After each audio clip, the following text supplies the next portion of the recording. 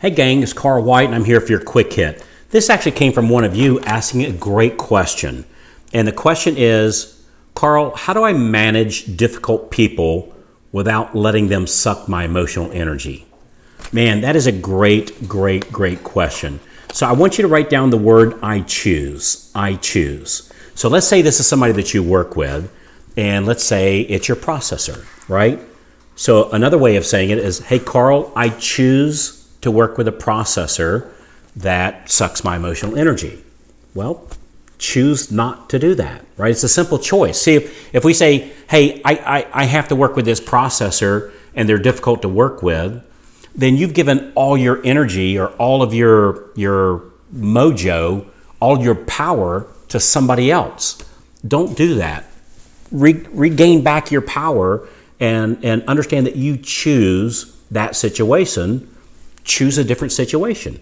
Well, I can't help it because the processor has been with the company for 20 years and they're not going to change that.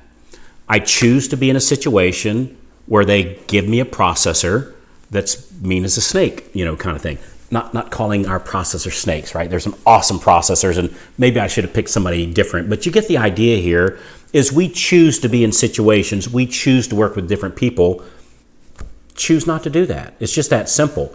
Because when you're working with somebody and they take away your energy, then what happens is you, me, and anybody else in that situation, we're going to bring in less loans, so we have less of that energy suck to happen.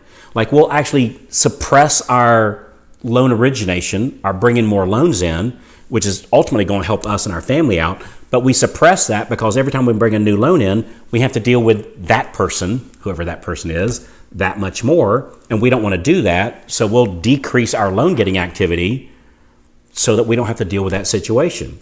Just simply choose a different situation. It's really just that simple. Now, let's say that person is a referral partner, right? The secret to that is when we work with more referral partners, we can be a little bit choosier. So these days, I only work with like amazing, awesome people that would actually be my friends anyway. We just happen to work together, right? And I can choose that because I did the right activity to bring in even yet more referral partners. So I can start being really choosy, and I don't have to let somebody suck my energy because I need the loan, right? I like the loans, but I find you'll close even more loans because we'll do even more of that loan getting activity if we're not having to deal with the headaches of gee, I hate working with this person, because they suck all my energy.